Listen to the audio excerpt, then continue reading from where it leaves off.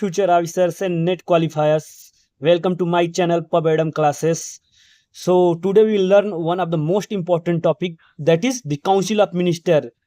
जैसा कि हम पढ़ते हैं आर्टिकल 74 में, आर्टिकल 74 में स्टेट करता है कि there should be a council of minister for aid and advice of president which is headed by the prime minister. तो आज उसी को हम पढ़ेंगे, अच्छे से समझेंगे कि ये काउंसिल ऑफ मिनिस्टर, ये काउंसिल ऑफ मिनिस्टर बेसिकली होते क्या है और इनके क्या क्या कंपोजिशंस है, इनके रोल्स एंड फंक्शन क्या है, इनसे रिलेटेड आर्टिकल्स क्या है। तो आज के इस वीडियो लेक्चर में हम सब कुछ A to Z समझेंगे काउंसिल ऑफ मिनिस्टर के बारे में। If you are new in my channel, don't forget like and subscribe for latest update regarding UGC NET public administration. So let's start. देखिए, जैसा कि हमने पढ़ा है कि आर्टिकल 74 बताता है कि क्या होना चाहिए, काउंसिल ऑफ मिनिस्टर होना चाहिए। काउंसिल ऑफ मिनिस्टर होना चाहिए जिसका हेड कौन होगा, पीएम होंगे। और ये किस लिए होगा इनका फंक्शन, इनका फंक्शन बेसिकली होगा aid and advice to the president. मतलब कि प्रेसिडेंट अपना जो भी एग्जीक्यूशन का रोल परफॉर्म करेगा वो बेसिकली इसी काउंसिल ऑफ मिनिस्टर, इसी काउंसिल ऑफ मिनिस्टर के एडवाइस में, डायरेक्शन में, गाइडेंस में, सपोर्ट से करेगा। तो बेसिकली हम समझेंगे बेसिक काउंसिल ऑफ मिनिस्टर होता क्या है। आप लोग सभी लोग सुने होंगे कि मंत्री परिषद बोलते हैं ना, मंत्री परिषद, तो बेसिकली ये वही है। तो देखिए काउंसिल ऑफ मिनिस्टर में होते क्या है, बेसिकली ये कंपोजिशन होता है। इसमें देखिए हमारा एक काउंसिल ऑफ मिनिस्टर हो गया, बेसिकली इसमें 3 प्रकार के 3 कैटेगरीज के मिनिस्टर्स होते हैं। तो जो पहला होता है उसको बोलते हैं कैबिनेट मिनिस्टर। कैबिनेट मिनिस्टर देखिए यहाँ पे मैं लिख दे रहा हूं ताकि आप लोग को आइडिया लगे। काउंसिल ऑफ मिनिस्टर हो गया, बेसिकली इसके 3 कैटेगरीज हैं। पहले जो कैटेगरीज के होते हैं, कैबिनेट मिनिस्टर होते हैं, कैबिनेट मिनिस्टर होते हैं। सेकंड होते हैं मिनिस्टर ऑफ स्टेट,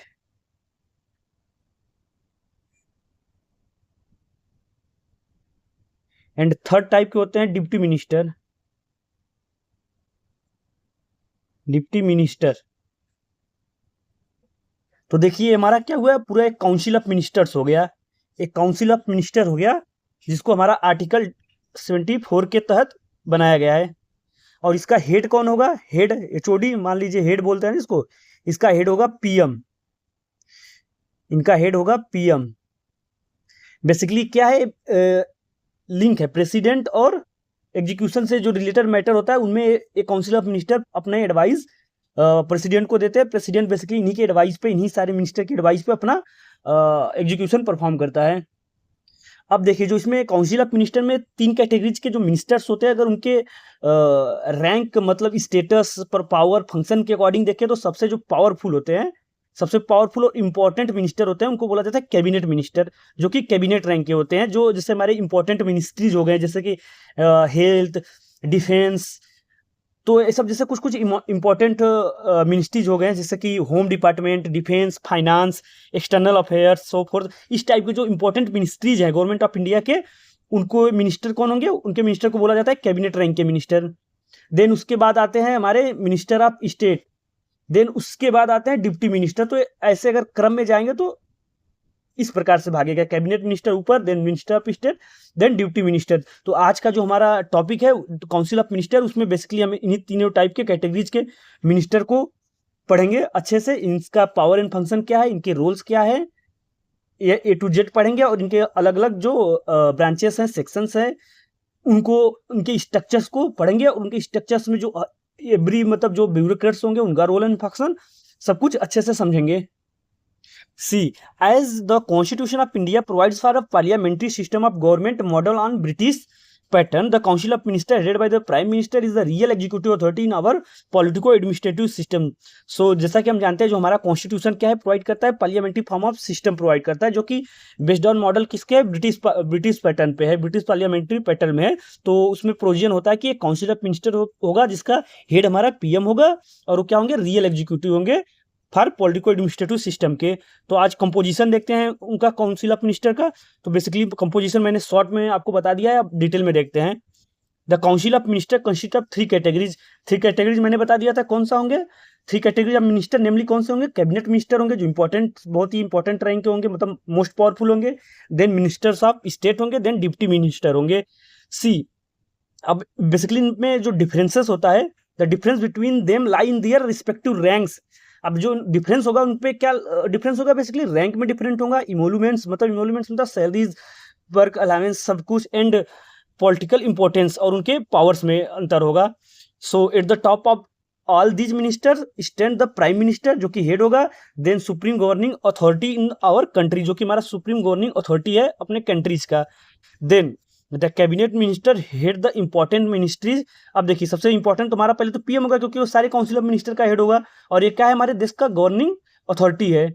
देन उसके बाद हमारे कैबिनेट मिनिस्टर होंगे, जो कि इंपॉर्टेंट मिनिस्ट्री के हेड होंगे। Like the cabinet minister head the important ministry of the central government, like home, defence, finance, external affair and so forth. They are member of the cabinet, attend its meeting and play an important role in deciding policies. देखिए अब जो हमारे cabinet minister होंगे, जो cabinet meeting होती है ना, आप लोग सुना होगा कैबिनेट का मीटिंग है, तो जो कैबिनेट रैंक के मिनिस्टर होंगे वो बेसिकली कैबिनेट मीटिंग को अटेंड करेंगे, और जो हमारे पॉलिसीज वगैरह बनते हैं उसमें वो अपना रोल प्ले करेंगे, और पॉलिसी बनने में अपना डिसीजन देंगे। Thus their responsibility extend over the entire government of central government। देखिए इनका जो रिस्पॉन्सिबिलिटी है वो पूरा एक्सटेंड होगा, सेंट्रल गवर्नमेंट का जो पूरी रिस्पॉन्सिबिलिटी होती है, एडमिनिस्ट्रेशन होता है, उनमें इनका रोल एंड रिस्पॉन्सिबिलिटी बहुत ही इंपॉर्टेंट होती है।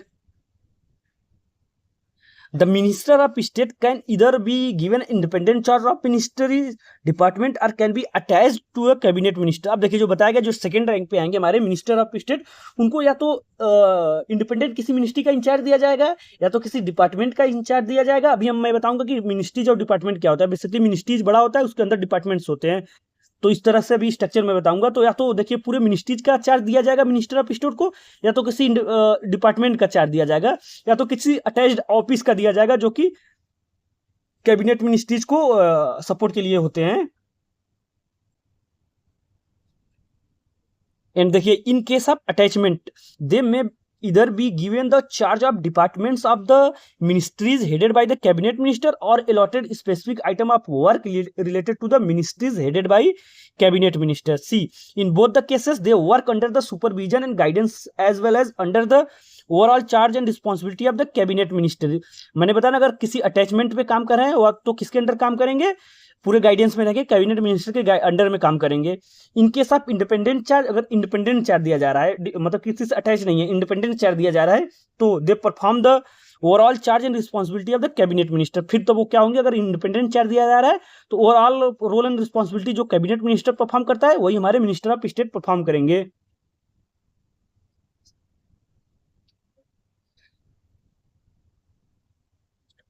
However, they are not a member of the cabinet and do not attend the cabinet meeting unless specially invited them something related to their ministry department are considered by the cabinet।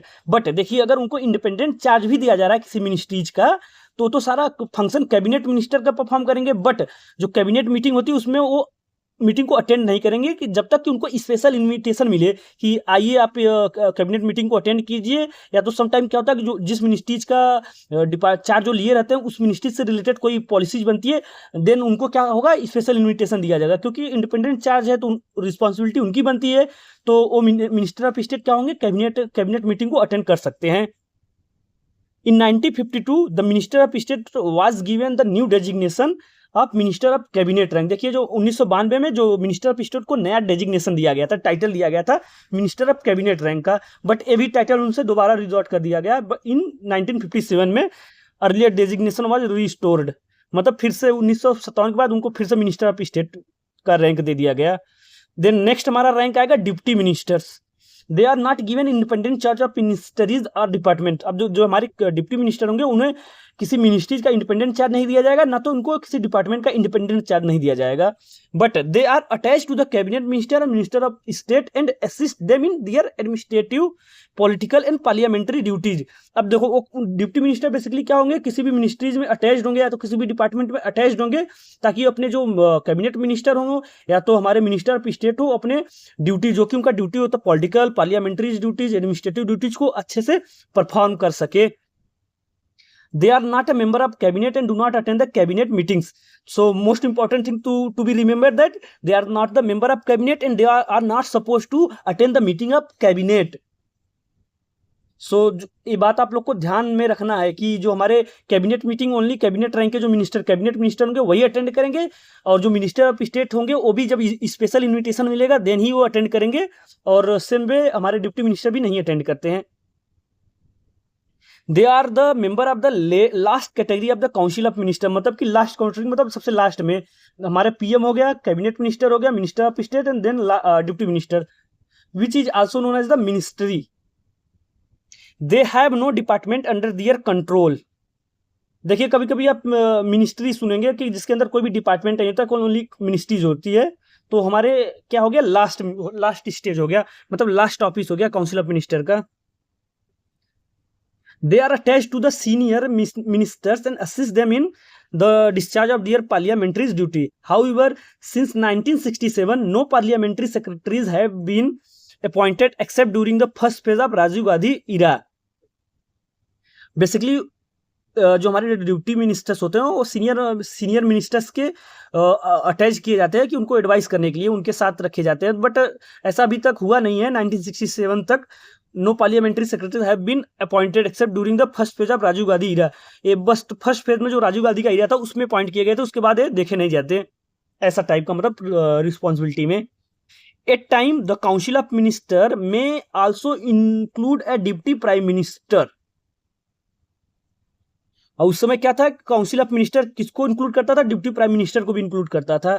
So the Sardar Patel in the Nehru's ministry, Morarji Desai in Indira Gandhi ministry, Charan Singh in the Morarji Desai's ministry, Jagjivan Ram in the Charan Singh ministry, Devi Lal in the VP Singh ministry and L K Advani in Atal Bihari Vajpayee ministry serve as the deputy prime minister. The deputy prime minister are appointed mostly for political reason. तो basically सब deputy prime minister थे अलग अलग prime minister के time. Now see the council of minister versus cabinet. अब देखिए आप लोगों को पता चल गया कि काउंसिल ऑफ मिनिस्टर में हमारे कैबिनेट मिनिस्टर्स आते हैं, मिनिस्टर ऑफ स्टेट आते हैं एंड डिप्टी मिनिस्टर आते हैं। अब बेसिकली अब डिफरेंस देखेंगे, जो काउंसिल ऑफ मिनिस्टर है और यह जो हमारा कैबिनेट होता है, कैबिनेट मिनिस्टर, बेसिकली कैबिनेट एक ऑफिस ही है।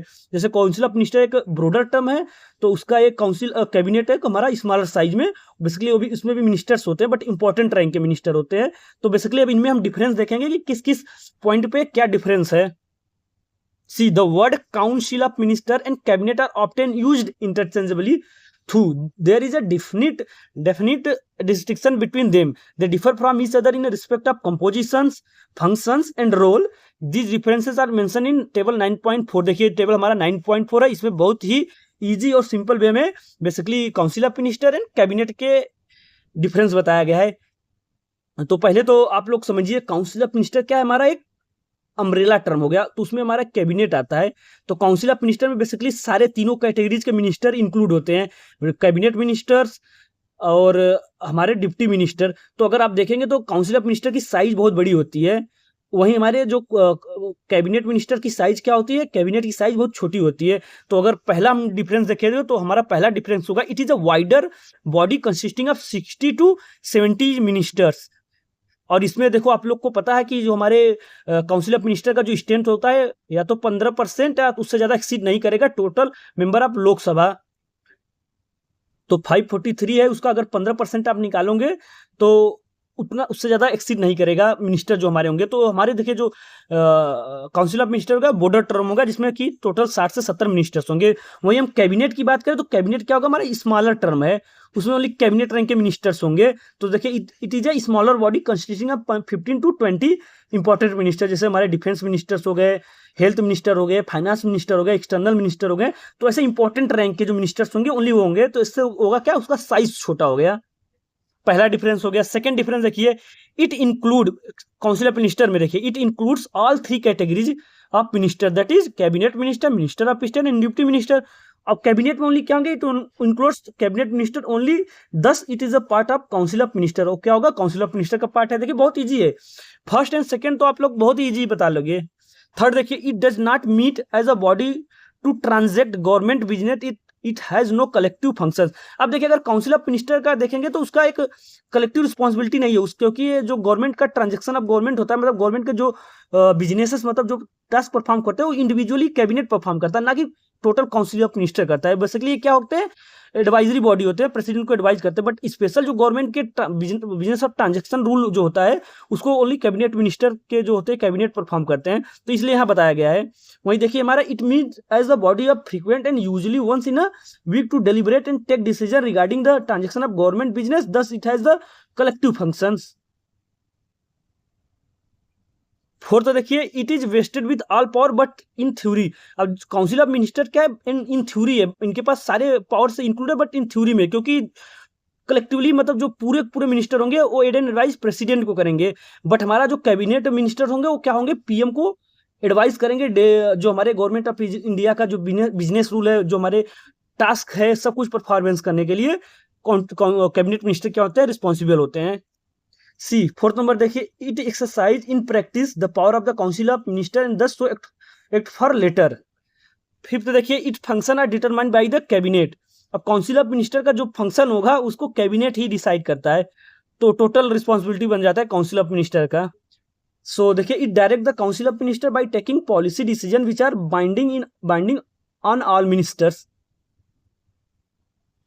नेक्स्ट देखिए बहुत ही इंपॉर्टेंट है 7 नंबर। देखिए हमारा जो काउंसिल ऑफ मिनिस्टर था बेसिकली क्या है, कॉन्स्टिट्यूशनल बॉडी है। क्यों? क्योंकि आर्टिकल 74 में क्लियरली डिफाइंड है कि there should be a council of minister headed by the prime minister for the aid and advice to the president. तो आर्टिकल 75 में हमारा काउंसिल ऑफ मिनिस्टर के बारे में डायरेक्टली दिया गया है। वहीं 75 में हमारा क्या है, जो अदर मिनिस्टर्स है जैसे उनका अपॉइंटमेंट, सैलरी, सब कुछ डिफाइन किया गया है 75 में। तो अगर हम देखें काउंसिल ऑफ मिनिस्टर जो आर्टिकल 74 75 डील करता है, that's why it is a constitutional body, but its size and classification are however not mentioned in the constitution. Its size is determined by the prime ministers according to the exigencies of the time and requirement of the situation. Its classification into a 3-tier body is based on the convention of parliamentary government as developed in Britain. It has however got a legislative sanctions. The Salaries and Allowances Act of 1952 defines a minister as a member of the Council of Ministers by whatever name called and includes a deputy ministers. Whereas अगर हम cabinet की बात करें तो क्या होता है, कहीं भी कॉन्स्टिट्यूशन में डायरेक्टली कैबिनेट के रिगार्डिंग मेंशन नहीं है, बट जो हमारा कैबिनेट टर्म इंसर्ट किया गया था आर्टिकल 352 नेशनल इमरजेंसी में कैबिनेट को डिफाइन किया गया है। तो सी it was inserted in the article 352 of the constitution in 1978 by the 44th constitutional amendment act. Thus it did not find a place in the original text of the constitution. Now also article 352 only defines the cabinet, saying that it is the council consisting of the prime minister and the other minister of cabinet, rank appointed under the article 75, and does not describe its power and function. In other words, its role in our political administrative system is based on the convention of parliamentary government as developed in Britain. तो देखिए जो अगर हम देखते हैं तो original जो text है हमारा कॉन्स्टिट्यूशन उसमें कहीं ऐसा मेंशन नहीं है कैबिनेट को लेके, बट जो हमारा 44th कॉन्स्टिट्यूशनल अमेंडमेंट एक्ट है 1978 का, उसके थ्रू हमारा आर्टिकल 352 को ऐड किया गया था, तो उसमें हमारा कैबिनेट टर्म डिफाइन है, बट उसमें भी एग्जैक्ट नहीं डिफाइन है कि कैबिनेट का साइज क्या होगा, पावर्स एंड फंक्शन क्या होगा। बट इनका जो कैबिनेट रैंक के जो मिनिस्टर्स होते हैं, कैबिनेट का जो पावर एंड फंक्शन कन्वेंशन के अकॉर्डिंग डिफाइन किया जाता है, जो कि ब्रिटेन में डेवलप हुआ था। नेक्स्ट देखते हैं it is collectively responsible to the lower house of the parliament. देखिए जो हमारे काउंसिल ऑफ मिनिस्टर होते हैं वो क्या कलेक्टिवली रिस्पॉन्सिबल होते हैं लोकसभा के लिए। वहीं हम देखते हैं हमारा it enforces the collective responsibility of the council of minister to the lower house of the parliament. और वहीं जो हमारे कैबिनेट मिनिस्टर्स होते हैं वो भी क्या होते हैं, पार्लियामेंट जो कि लोअर हाउस लोकसभा के कलेक्टिवली रिस्पॉन्सिबल होते हैं। नाउ अब बात करते हैं रोल ऑफ कैबिनेट का। कैबिनेट जो हमारा है बेसिकली काउंसिल ऑफ मिनिस्टर में जो कैबिनेट मिनिस्टर्स होते हैं, जो कैबिनेट पूरी कलेक्टिव में एक मिनिस्ट्री की बात नहीं करें, टोटल कैबिनेट की बात करते हैं, जिससे डिफरेंट मिनिस्ट्रीज होते हैं इंपॉर्टेंट, उनकी हम बात करेंगे रोल एंड रिस्पॉन्सिबिलिटी की। तो फर्स्ट पॉइंट देखिए it is the highest decision making authority in our politico administrative system. ये पॉइंट आप लोग राइट डाउन कर लीजिए। जो हमारा कैबिनेट होता है वो क्या होता है, हाईएस्ट डिसीजन मेकिंग अथॉरिटी होता है किसमें, पॉलिटिको एडमिनिस्ट्रेटिव सिस्टम में। एंड सेकेंड होता है it is the chief policy formulating body of the central government. अब जो भी सेंट्रल लेवल पे पॉलिसी बनता है उसका जो फॉर्मुलेटर होते हैं वो कौन होते हैं, कैबिनेट रैंक के मिनिस्टर्स होते हैं, इसीलिए बोला गया है chief policy formulating body. Third देखिए it is the supreme executive authority of the central government. अब सुप्रीम एग्जीक्यूटिव अथॉरिटी भी होते हैं सेंट्रल गवर्नमेंट लेवल पे। And it is the chief coordinator of the central administration. Of central administration के chief coordinator भी होते हैं। तो देखिए सेंट्रल लेवल पे जितना भी पॉलिसी फॉर्मुलेशन, एग्जीक्यूशन, कोऑर्डिनेशन सब कुछ होगा वो कैबिनेट रैंक के मिनिस्टर मतलब कैबिनेट करेगा। फिफ्थ देखिए, it is an advisory body to the president and its advice is bonding on him. अब देखिए क्या है, बेसिकली हमारा कैबिनेट क्या है, एडवाइजरी बॉडी है और उनका एडवाइस जो होगा वो प्रेसिडेंट पे बाइंड होगा, मतलब कि प्रेसिडेंट को फॉलो मानना पड़ेगा। एंड सिक्स देखिए, it is the chief crisis manager and thus deal with all emergency situations. अब देखिए जो अगर इमरजेंसी सिचुएशन कुछ आते हैं तो उनको डील कौन करेगा, हमारे कैबिनेट होंगे, इसीलिए कैबिनेट के जो जितने भी मिनिस्टर होते हैं उनको क्या बोला गया, चीफ क्राइसिस मैनेजर बोला जाता है। सेवेंथ देखिए, it deal with all major legislative and financial matters.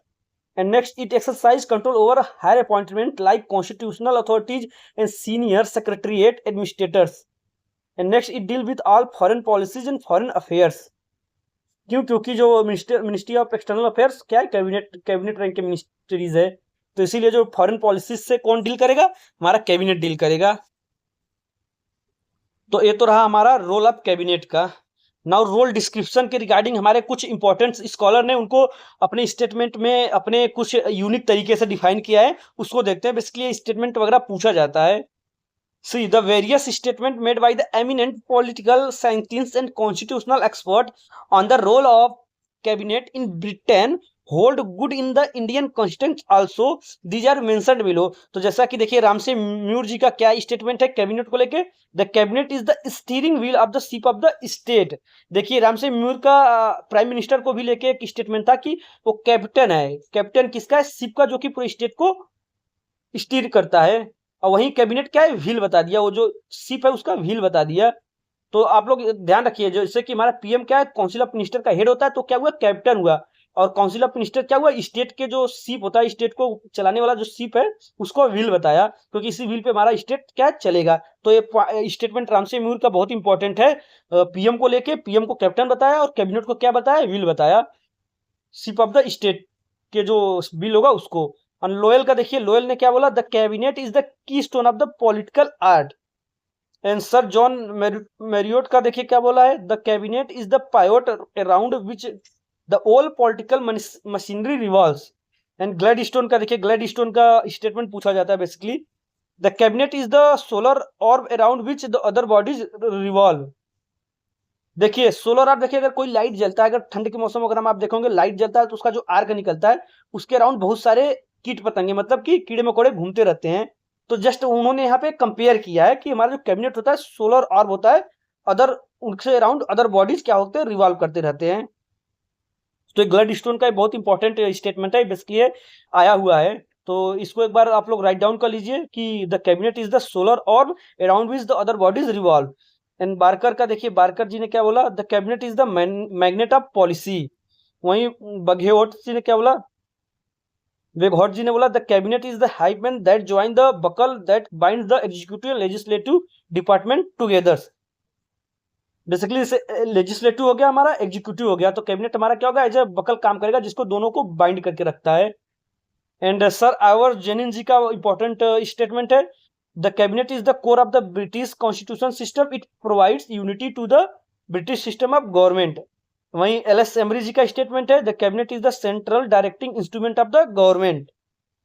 Now see the position of the cabinet in the British government has become a so strong that Ramsay Muir refer to it as the dictatorship of the cabinet in his book how Britain is governed. देखिए पहले तो important यहाँ पे एक point है कि जो हमारे म्यूर जी का बुक है हाउ ब्रिटेन इज गवर्नड, उसमें उन्होंने कैबिनेट को क्या बोला है, dictatorship of the cabinet define किया है।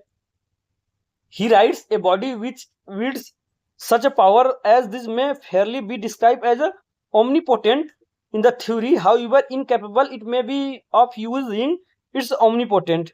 Its position whenever it is command a majority is a dictatorship only qualified by publicity. Thus dictatorship is far more absolute than it was 2 generations ago. The same description hold good in the Indian context too.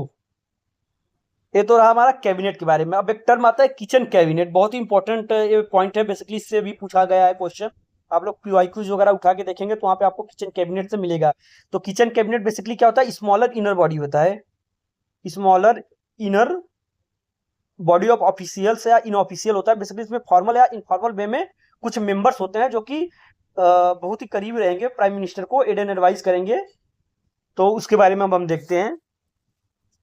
देखिए, the cabinet a small body consisting of the prime minister as it head and some 15 to 20 most important minister. तो हमारा क्या होता है, cabinet बोला जाता है basically in the higher decision making body in the formal sense. तो देखिए, जो हमारा कैबिनेट होता है, कैबिनेट बेसिकली 15 से 20 क्या होंगे, मिनिस्टर होंगे, जिसका हेड क्या होगा, प्राइम मिनिस्टर, और क्या है हमारा हाईएस्ट डिसीजन मेकिंग बॉडी है। तो बेसिकली क्या है, फॉर्मल वे में है, फॉर्मल वे में है। बट वहीं अगर हम इनफॉर्मल सेंस में देखेंगे तो हमारा क्या होता है, किचन कैबिनेट होता है। बेसिकली उसमें 2-3 बहुत इनर मेंबर्स होते हैं। बेसिकली वो क्या होंगे, इनफॉर्मल वे में होंगे। वो भी क्या करेंगे, हमारे कैबिनेट मतलब प्रेसिडेंट प्राइम मिनिस्टर को एड एंड एडवाइस करेंगे। See however in practice a still smaller body called inner cabinet or kitchen cabinet has become the real center of power.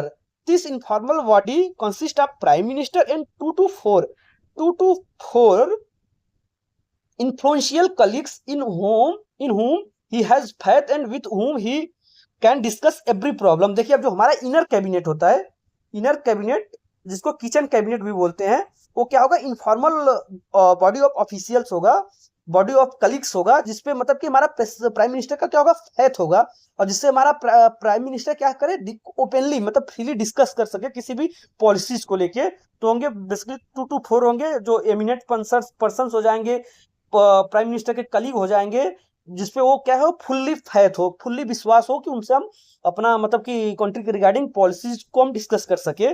तो उनको क्या बोला जाता है, किचन कैबिनेट बोला जाता है, या इनर कैबिनेट बोला जाता है, या smaller body of informal body होता है। So it advised the prime minister on important political and administrative issues and assist him in making crucial decisions. It is composed of not only cabinet minister but also outsiders like friends, family members of the prime minister. देखिए, अब जो इसका composition, अगर हम kitchen cabinet का composition देखते हैं तो कैबिनेट मिनिस्टर हो सकते हैं, फैमिली मेंबर्स हो सकते हैं, फ्रेंड्स हो सकते हैं, और मतलब कि कोई भी ऐसे आउटसाइडर हो सकते हैं जिसपे हमारे प्राइम मिनिस्टर को फुल्ली फेथ हो। तो क्या करेंगे, पॉलिटिको एडमिनिस्ट्रेटिव मैटर पे क्या करेंगे, डिस्कस एंड एडवाइस करेंगे, सपोर्ट करेंगे प्राइम मिनिस्टर को। सी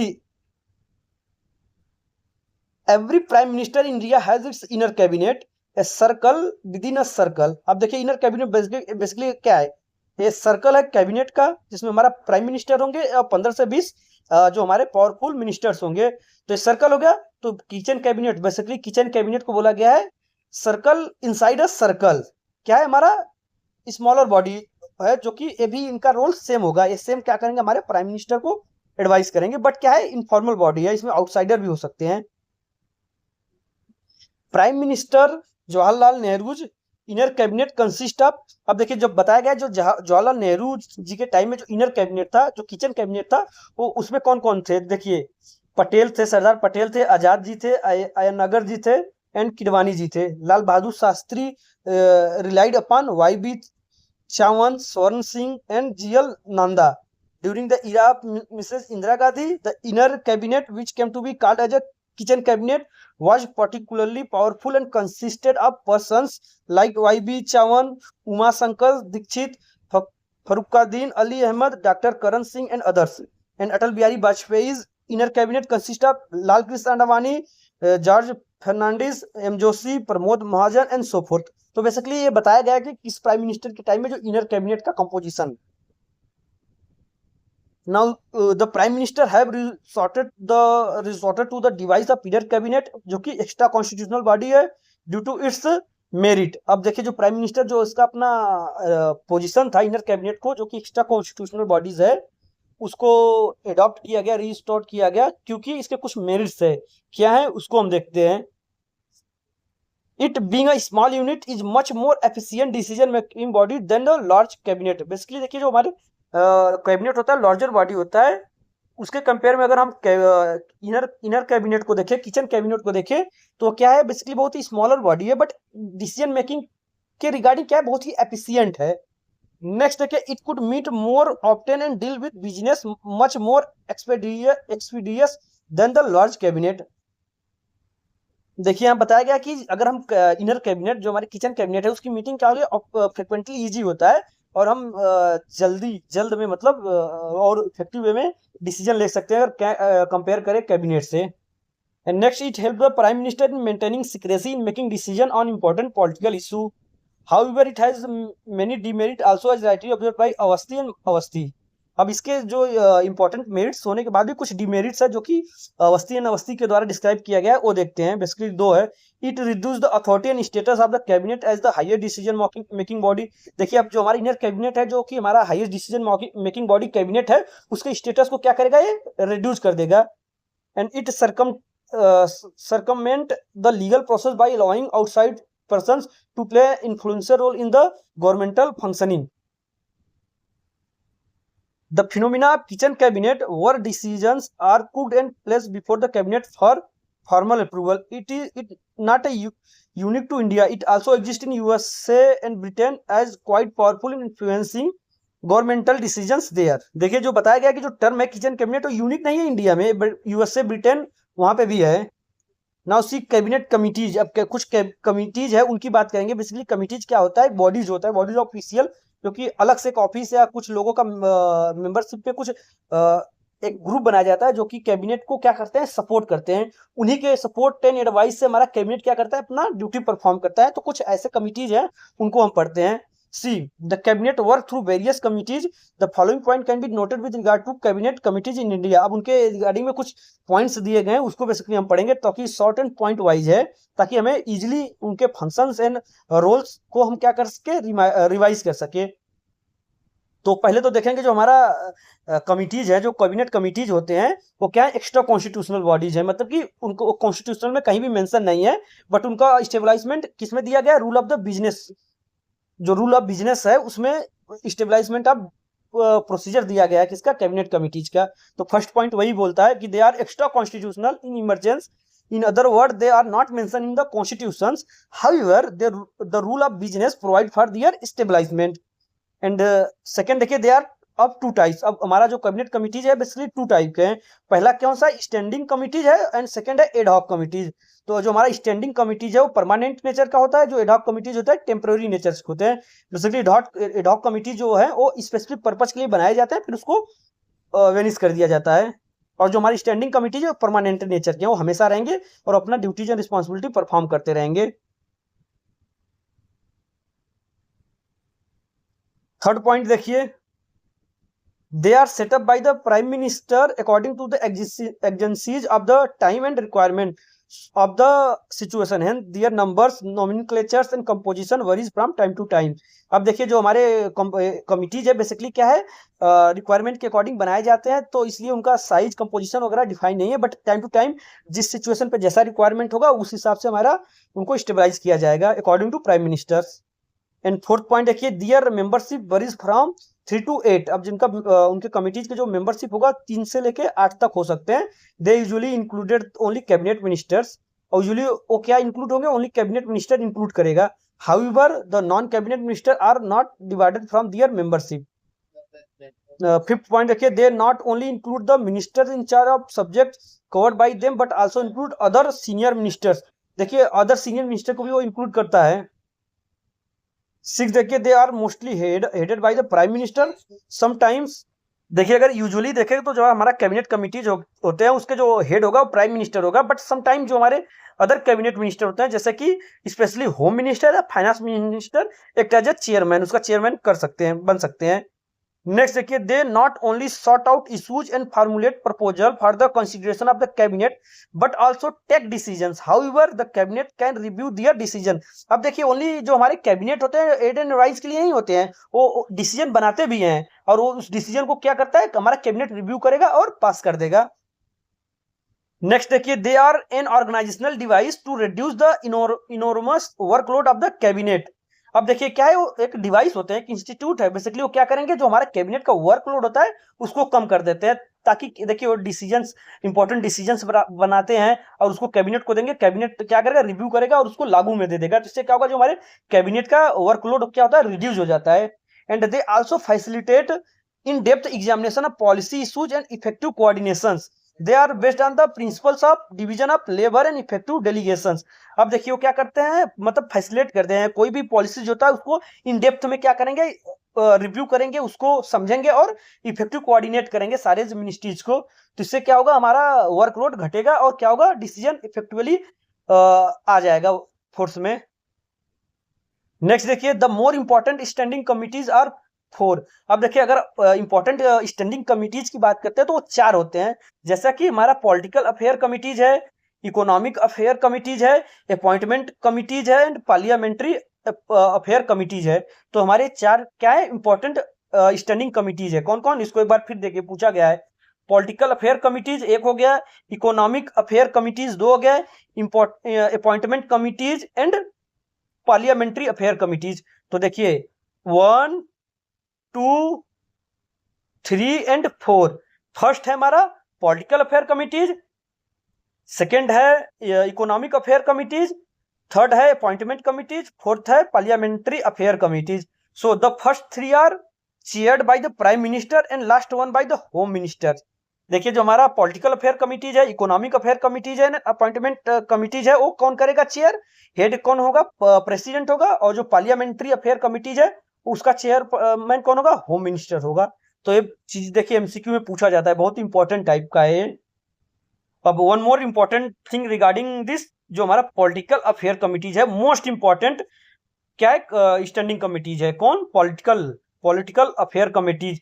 और इसको क्या बोला जाता है, सुपर कैबिनेट भी बोला जाता है, क्योंकि सारे important decision political affair committees से ही लिया जाता है, जिसका हेड कौन होता है, प्राइम मिनिस्टर होता है। तो इसीलिए इसको सुपर कैबिनेट बोला गया है।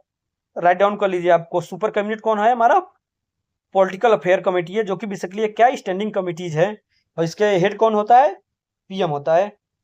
सी, of all the cabinet committees the most powerful is the political affair committees, often described as a super cabinet. And now we will understand about ARC recommendation। देखिए जो हमारे काउंसिल ऑफ मिनिस्टर है, cabinet है और cabinet committees है, basically इन तीनों के regarding में कुछ रिकमेंडेशन है ARC के, उसको देखते हैं। तो देखिए यहाँ पे कुछ रिकमेंडेशन है, देखते हैं क्या है। फर्स्ट देखिए, the 3 tier system in the council of minister should be continued. अब देखिए जो हमारा काउंसिल ऑफ मिनिस्टर का 3 tier सिस्टम है, कौन कौन सा, कैबिनेट मिनिस्टर, जो कि minister of cabinet minister, minister of state and deputy minister. तो 3 tier सिस्टम ऑफ मिनिस्टर हो गया, तो इसको क्या होगा, हम कंटिन्यू करेंगे। तो पहला रिकमेंडेशन है ARC का। सेकेंड देखिए, the strength of council of minister should normally B 40 and only under special circumstances it में गो अप टू 45 हो जाएगा। तो देखिए बहुत इंपॉर्टेंट रिकमेंडेशन है कि जो हमारा काउंसिल ऑफ मिनिस्टर का जो नॉर्मली जो कंपोजिशन होगा वो 40 होना चाहिए, बट इन स्पेशल सर्कमस्टेंसेस 45 हो सकता है। तो एमसीक्यू में पूछा गया है, ARC का recommendation related to council of minister पूछा गया है।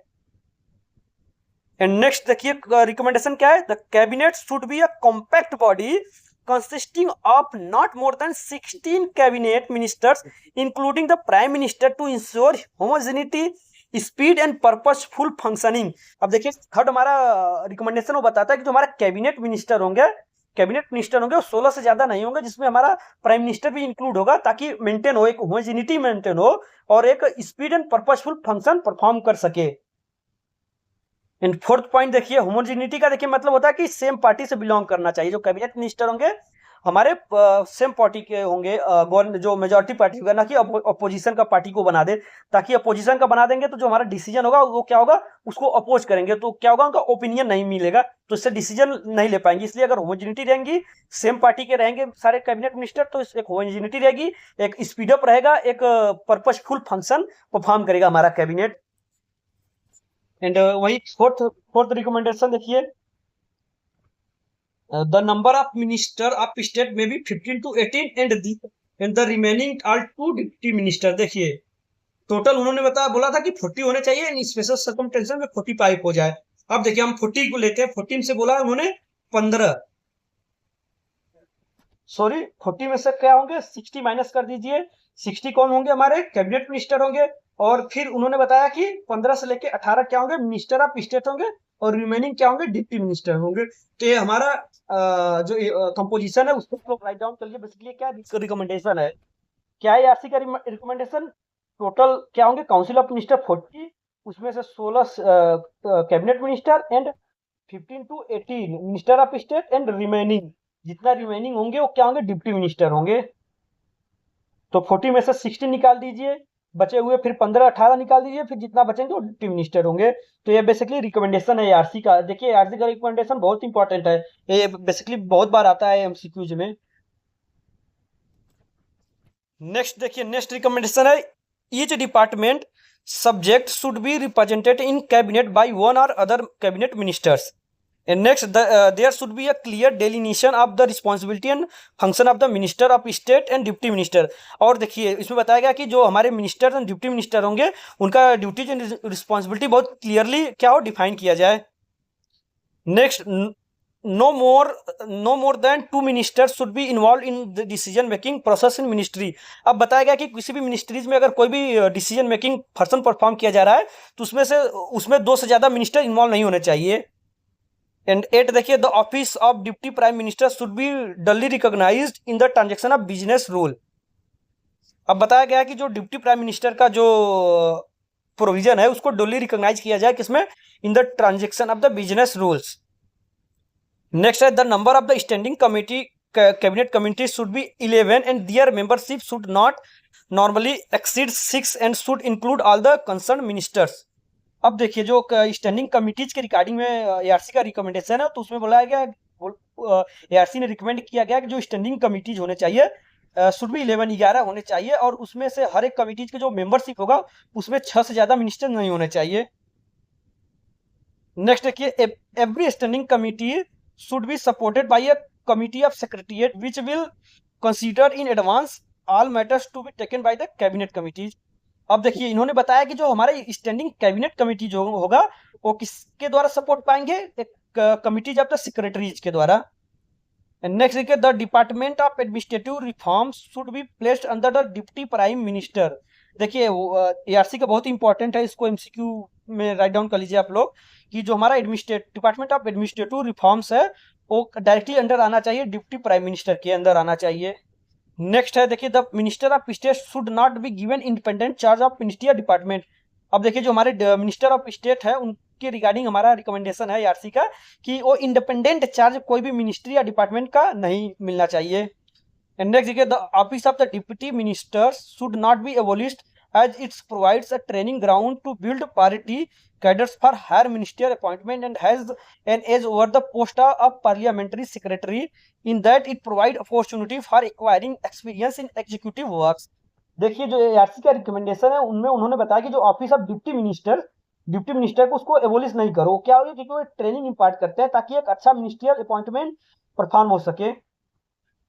नेक्स्ट देखिए, the post of parliamentary secretary which has fallen into disuse need not be revived।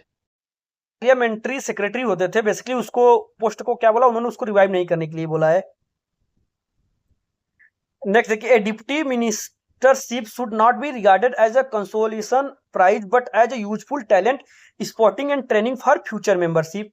And last one देखिए, a deputy minister can be usefully employed to relieve the senior minister of a part of his burden by being given the charge of an important program or overseeing the implementation of the some policies and program, being or a department with power of minor policy decision and parliamentary works। तो ये सब रहा basically RC का recommendation है, और RC का recommendation आप लोग को मस्ट याद करना है।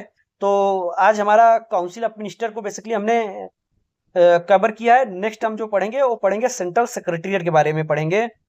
तो आई होप आप लोग को काउंसिल ऑफ मिनिस्टर के रिगार्डिंग सारे कंसेप्ट क्लियर हो गए होंगे। अगर कोई भी डाउट हो तो आप कमेंट सेक्शन में पूछ सकते हैं। सो अभी के लिए थैंक यू।